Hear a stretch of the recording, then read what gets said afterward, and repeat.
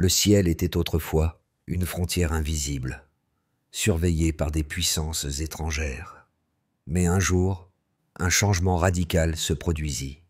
Sous l'obscurité du Sahel, 3 satellites militaires africains s'élevèrent, une première pour un pays enclavé, un défi direct à la domination des États-Unis et de l'Europe. Ibrahim Traoré, capitaine et visionnaire, murmura dans la salle de contrôle. « Nous pouvons voir maintenant, et ils ne peuvent plus se cacher. » Ce moment marqua non seulement la souveraineté du Burkina Faso, mais aussi l'émergence d'une Afrique qui se tournait enfin vers l'avenir, regardant les étoiles avec une nouvelle perspective. Comment cette révolution a-t-elle pu se produire? Et que signifie-t-elle pour l'Afrique et le monde entier? Ce lancement spatial ne se limitait pas à une simple démonstration de technologie. C'était un acte de souveraineté. Le Burkina Faso, un pays enclavé, sans accès direct à la mer, a défié les attentes du monde entier. Ibrahim Traoré a pris une décision audacieuse. Pourquoi un pays africain ne pourrait-il pas être autonome dans le domaine spatial? Une idée que beaucoup pensaient impossible, en raison de la complexité des programmes spatiaux, des coûts astronomiques et du manque d'infrastructures. Mais pour Traoré, ce n'était pas une question d'argent ou de ressources, mais de volonté. Nous avons besoin de notre propre vision, de notre propre pouvoir, dit-il. Cette décision pourrait redéfinir la place de l'Afrique sur la scène mondiale. Quelles seront les conséquences pour les relations internationales? Est-ce que d'autres nations suivront l'exemple de ce petit pays? Ou est-ce que cela provoquera une escalade géopolitique imprévue? 6 mois après l'ascension de ces 3 satellites, l'Afrique ne regardait plus simplement vers l'avenir. Elle prenait le contrôle de son destin. Ce n'était pas simplement une victoire technologique, mais une affirmation de la souveraineté africaine dans l'espace. Un espace qui, jusqu'alors, était essentiellement contrôlé par les puissances occidentales. La nouvelle s'est rapidement propagée à travers le continent. L'Afrique peut désormais voir, et elle n'est plus invisible. Les satellites africains, conçus et lancés depuis le Burkina Faso, ont permis au pays de surveiller ses propres frontières et au-delà. Ce fut un moment historique, non seulement pour le Burkina Faso, mais pour tout le continent. Le président Ibrahim Traoré avait pris la décision de ne pas simplement suivre les modèles des grandes puissances, mais de créer une alternative, une réponse africaine aux stratégies de surveillance occidentales. À travers des partenariats avec la Chine, le Burkina Faso a évité la dépendance aux puissances coloniales et a établi sa propre voie dans le domaine spatial. Ce projet a suscité des critiques et des inquiétudes, notamment en Occident, où l'idée qu'une nation sans littoral puisse dominer l'espace paraissait inimaginable. Mais la réussite du lancement et de la mise en orbite des satellites a mis fin à ces doutes, redéfinissant les normes et attentes mondiales en matière de technologie spatiale. Ibrahim Traoré, capitaine de l'armée et ministre de la Défense, est devenu le visage de cette révolution spatiale. Son leadership n'était pas simplement politique, il était visionnaire. Le Burkina Faso, avec ses ressources limitées, n'aurait jamais dû réussir dans le domaine spatial. Cependant, Traoré savait que la véritable richesse ne réside pas dans les ressources matérielles, mais dans la capacité à imaginer et à exécuter des projets qui changent la donne. Sa vision était claire. L'Afrique doit se voir et se faire entendre. Nous devons contrôler notre avenir. Sous son commandement, une équipe de jeunes ingénieurs burkinabés, formés en Chine, a conçu une plateforme mobile capable de lancer des satellites. Le projet a débuté dans une salle de réunion modeste à Ouagadougou, avec des cartes orbitales et des plans détaillés, mais sans budget illimité, ni technologie avancée. Les ingénieurs ont utilisé des équipements de base, des ressources limitées et une détermination sans faille pour surmonter chaque obstacle. Le lancement a eu lieu dans une discrétion totale, loin des regards internationaux. Ce n'était pas un simple lancement de satellite, mais une déclaration de l'indépendance technologique de l'Afrique. Cela a également marqué un tournant dans les relations du Burkina Faso avec ses voisins africains, car de nombreux pays ont commencé à regarder de plus près cette initiative révolutionnaire. L'événement majeur qui a marqué l'ascension des satellites burkinabés a été le lancement de la première fusée en mai 2025, sur un terrain d'essai isolé dans le désert du Sahel. Ce lancement n'était pas seulement un événement technologique, mais une démonstration de pouvoir et de défiance. Le ciel au-dessus du Burkina Faso, autrefois un espace dominé par des puissances étrangères, est désormais un terrain de souveraineté. Le capitaine Ibrahim Traoré supervisait l'opération depuis le centre de contrôle à Ouagadougou, un lieu de grande tension, mais aussi d'espoir. La fusée, qui devait déployer 3 satellites distincts en orbite, était un modèle de résilience et d'ingéniosité. Les ingénieurs burkinabés, bien que travaillant avec des moyens modestes, ont conçu un système de lancement mobile capable de déployer les satellites avec une grande précision. Ils ont utilisé des matériaux locaux et des technologies adaptées aux conditions particulières du Sahel. Ce fut un exploit impressionnant, non seulement en termes techniques, mais aussi en termes géopolitiques. Pendant que le monde entier suivait les avancées des nations développées dans l'espace, le Burkina Faso faisait un bond dans l'inconnu, défiant les prédictions de l'impossibilité de sa réussite.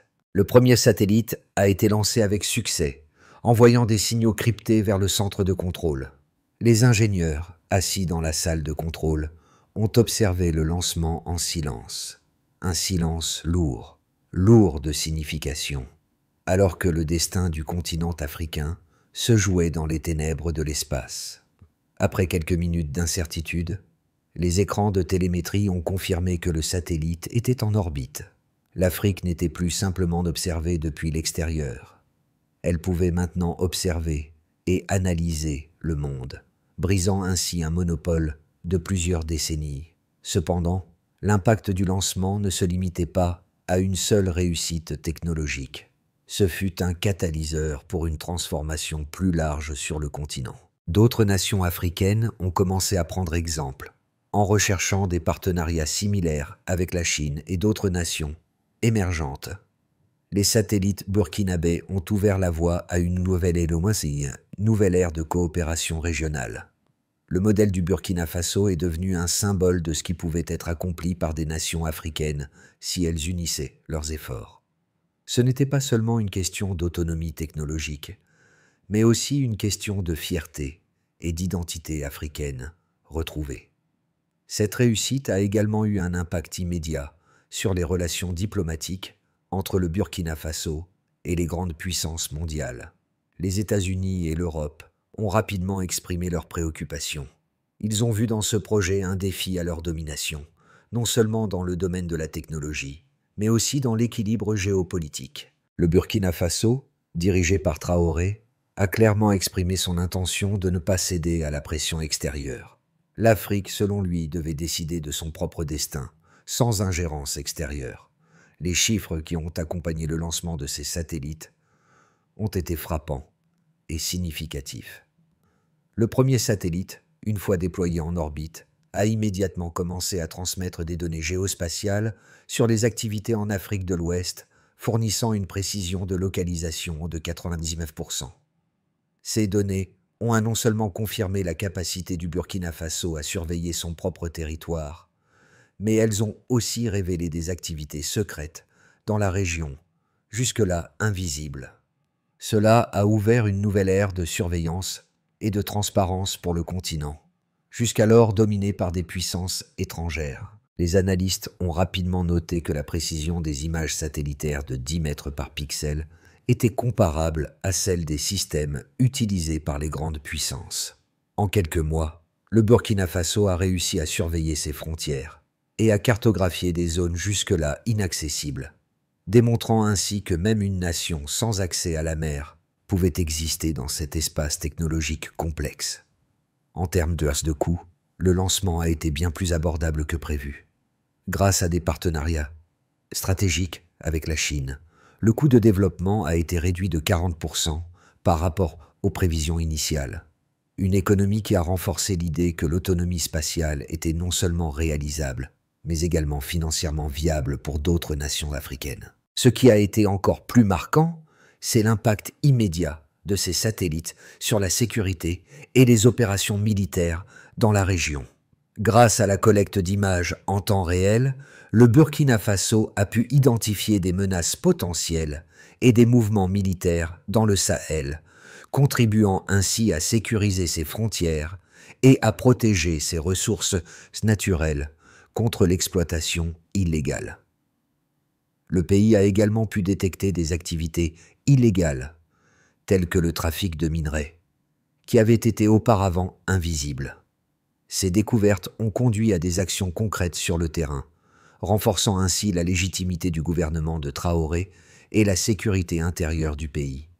En termes d'impact économique, la capacité de collecter des données satellitaires a permis au Burkina Faso d'optimiser la gestion de ses ressources naturelles et agricoles, deux secteurs clés de son économie. Les données satellites ont été utilisées pour surveiller la croissance des récoltes, prévoir les conditions climatiques et améliorer la gestion de l'eau, un facteur crucial dans le Sahel.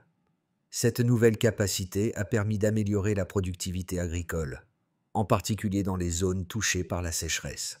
En conséquence, la production alimentaire a augmenté de 15% au cours de la première année, suivant le lancement des satellites.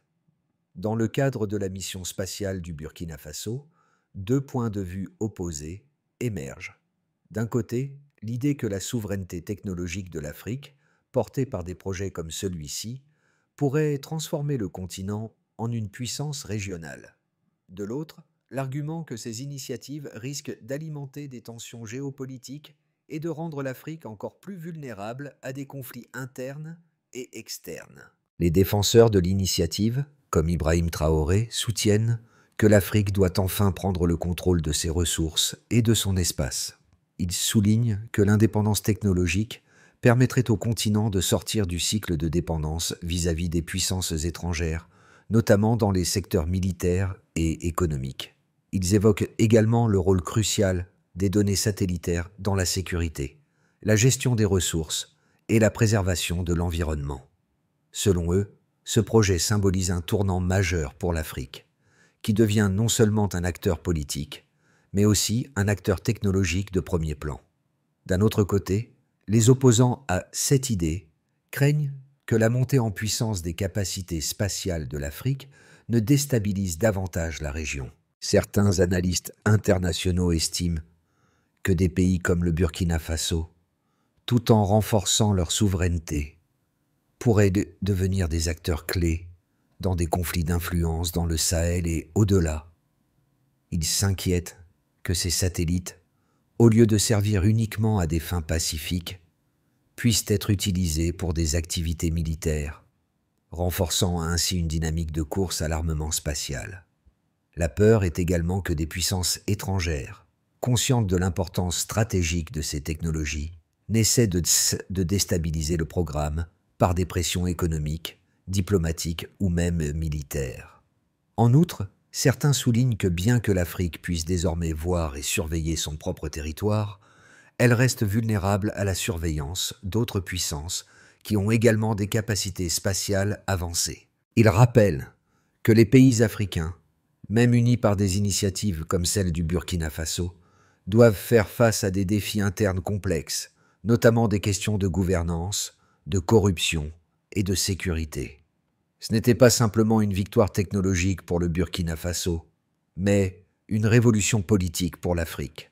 Cette déclaration résume parfaitement l'impact de ce projet. Non seulement il a permis au Burkina Faso de prendre le contrôle de son espace aérien, mais il a également lancé une nouvelle dynamique de coopération entre les pays africains. L'Afrique n'était plus un simple récepteur de technologies étrangères. Elle était désormais un producteur et un acteur dans le domaine de l'espace. Cependant, l'impact de cette initiative ne se limitait pas à l'Afrique. Ce développement a secoué les puissances mondiales, notamment les États-Unis et l'Europe, qui se sont sentis menacés par l'ascension de l'Afrique dans un domaine qu'ils pensaient être leur domaine exclusif. Les répercussions de cette révolution spatiale ont été profondes. Non seulement le Burkina Faso a gagné en indépendance technologique, mais il a également rétabli son rôle dans la région. En quelques mois, les satellites burkinabés ont changé la manière dont l'Afrique interagissait avec le monde.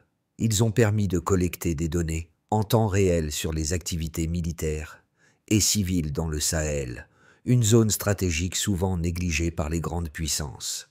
Le Burkina Faso a ainsi renforcé sa position géopolitique, devenant un acteur clé dans la gestion de la sécurité régionale. L'impact immédiat a été la découverte de plusieurs sites stratégiques secrets, utilisés par des puissances étrangères pour mener des opérations militaires non déclarées. En surveillant ces sites, le Burkina Faso a pu repérer des bases secrètes, des convois militaires et des installations de renseignement. Ces découvertes ont non seulement mis en lumière des activités douteuses, mais ont également offert au pays un pouvoir de négociation sans précédent sur la scène internationale. Le fait que le Burkina Faso puisse désormais contrôler et analyser ces données a permis à son gouvernement de prendre des décisions plus éclairées concernant sa politique étrangère. Cela a également changé les relations entre le Burkina Faso et ses voisins africains. Des nations comme le Mali, le Niger et le Tchad ont vu l'initiative du Burkina Faso comme un modèle à suivre. Les discussions ont commencé à se concentrer sur la manière dont ces technologies pouvaient être partagées au sein d'un consortium africain pour la gestion des ressources et la sécurité. L'idée de créer une plateforme commune d'analyse satellitaire a pris forme, et plusieurs pays ont montré un intérêt pour rejoindre cette initiative. La coopération régionale est devenue plus forte, avec l'Afrique entrant dans une nouvelle phase d'unité technologique. Les secteurs économiques ont également été transformés. L'accès aux données satellitaires a permis aux pays africains de mieux gérer leurs ressources naturelles, d'améliorer la production agricole et de protéger l'environnement. Par exemple, les techniques de surveillance des cultures ont permis d'identifier les zones de sécheresse et de maximiser l'utilisation de l'eau. En outre, la surveillance des mines et des ressources naturelles a contribué à lutter contre l'exploitation illégale. À l'échelle mondiale, l'Afrique a commencé à réécrire les règles du jeu.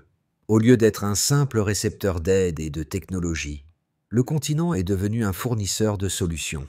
Cela a eu des implications sur les relations commerciales, les partenariats technologiques et même les stratégies géopolitiques des puissances étrangères. Les entreprises occidentales, conscientes du potentiel africain, ont commencé à revoir leur stratégie d'investissement, cherchant à s'adapter à cette nouvelle réalité où l'Afrique joue un rôle central. À court terme, les 6 à 12 prochains mois seront cruciaux pour évaluer l'impact de cette initiative spatiale. Dans le scénario le plus optimiste, le Burkina Faso pourrait voir sa position consolidée au sein de la communauté internationale. Le pays pourrait établir des accords de coopération avec des nations émergentes en matière de technologie et de sécurité. Le consortium spatial africain pourrait se structurer davantage, rassemblant plusieurs nations autour de cette initiative technologique commune. Cela permettrait à l'Afrique de prendre une place de leader dans le domaine spatial, non seulement en tant qu'observateur, mais aussi en tant que participant actif dans les décisions mondiales liées à l'espace. Dans un scénario intermédiaire, le Burkina Faso pourrait renforcer son contrôle sur ses satellites et augmenter la coopération avec ses voisins immédiats. Cependant, des tensions pourraient apparaître avec des puissances étrangères, notamment les États-Unis et l'Europe, qui pourraient percevoir ces progrès comme une menace à leur influence dans la région. Bien que les relations diplomatiques demeurent importantes, la guerre de l'information et l'espionnage seraient probablement exacerbées, ce qui compliquerait les relations internationales. Cela pourrait conduire à des pressions extérieures pour que le Burkina Faso réduise ses ambitions technologiques. Le scénario le plus pessimiste pourrait voir des tentatives pour perturber le programme spatial du Burkina Faso, des cyberattaques, des sanctions économiques ou même une ingérence politique pourraient être utilisées pour freiner l'élan du pays. Le manque d'infrastructures locales et la dépendance à l'égard de certaines technologies externes pourraient aussi freiner les progrès du programme. Cependant, même dans ce scénario, la résilience du Burkina Faso et la solidarité croissante au sein de l'Afrique pourraient permettre au pays de surmonter ces obstacles. En termes de recommandations, Il est crucial que le Burkina Faso continue de diversifier ses partenariats, notamment avec des nations comme la Chine, qui offrent une alternative aux dépendances occidentales. De plus, le pays devrait se concentrer sur la construction de ses infrastructures internes et sur l'amélioration de la formation de ses ingénieurs et techniciens pour assurer l'autonomie à long terme.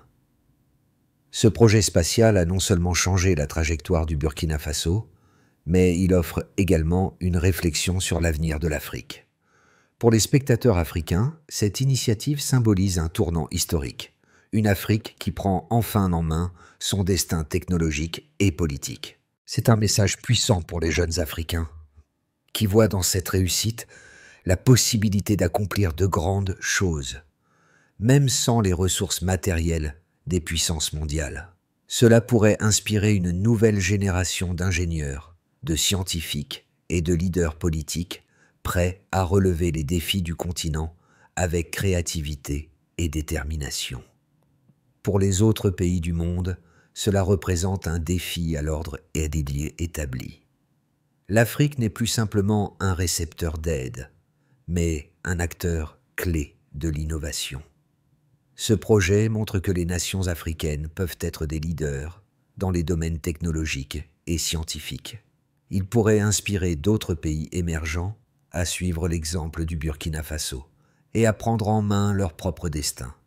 Cependant, ce projet a également des implications pour les entreprises et les gouvernements occidentaux. Ils devront s'adapter à cette nouvelle réalité où l'Afrique n'est plus simplement un marché, mais un concurrent et un partenaire dans les domaines technologiques et économiques.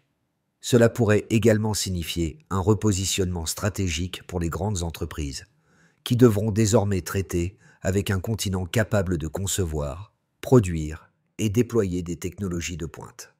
Le Burkina Faso, grâce à son initiative spatiale, a non seulement renforcé son indépendance, mais a également tracé une feuille de route pour l'avenir de l'Afrique dans le domaine technologique. La première étape dans cette lignée est de consolider et de sécuriser l'infrastructure spatiale. Le Burkina Faso doit continuer à investir dans la formation de ses ingénieurs et dans la mise à niveau de ses technologies afin de garantir une autonomie totale à long terme. Cela inclut l'amélioration des capacités locales en matière de lancement de satellites, mais aussi la création de centres de recherche et développement pour encourager l'innovation interne. La deuxième étape est de renforcer les partenariats régionaux à travers le consortium spatial africain. Le Burkina Faso doit travailler avec d'autres nations africaines pour créer une plateforme commune où les données satellitaires peuvent être partagées et analysées collectivement. Cela permettrait à l'Afrique de mieux gérer ses ressources naturelles, ses frontières et ses problèmes environnementaux, tout en évitant la dépendance envers des puissances étrangères.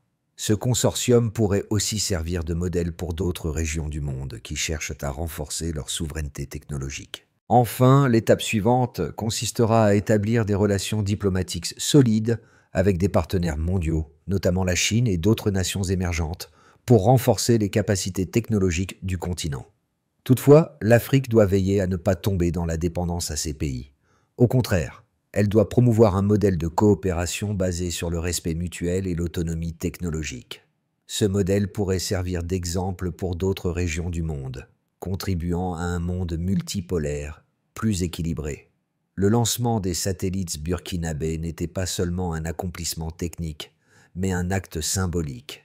À travers cet exploit, l'Afrique a retrouvé sa dignité, sa fierté et sa capacité à se réinventer. Ibrahim Traoré, en se tenant devant les écrans du centre de contrôle, savait que ce n'était pas la fin, mais le début d'une ère nouvelle pour le continent.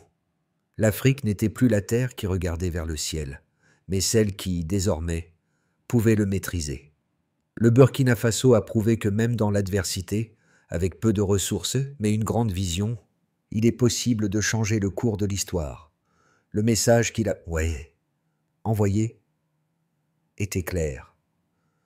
L'Afrique n'est plus condamnée à regarder de loin. Elle prend son destin en main, une étape à la fois. Ce n'était pas seulement une révolution dans l'espace, mais une révolution dans la perception de l'Afrique par le reste du monde. Et comme le disait Traoré, nous ne nous contentons plus de survivre. Nous créons notre avenir. Nous avons assisté à un moment historique, un tournant pour l'Afrique.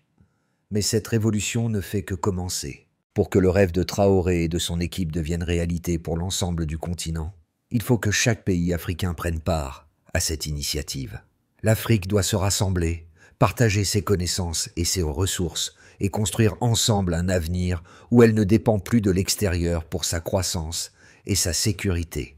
Si vous croyez en la puissance de l'Afrique et en son potentiel à se réinventer, il est temps de soutenir ses efforts. Rejoignez-nous dans ce voyage passionnant où l'Afrique prend son avenir en main. Partagez cette vision, discutez-en avec vos proches et inspirez les jeunes générations à rêver grand, à atteindre les étoiles. Nous avons prouvé que l'impossible est possible maintenant. Faisons en sorte que cet exemple serve de catalyseur pour toute une génération.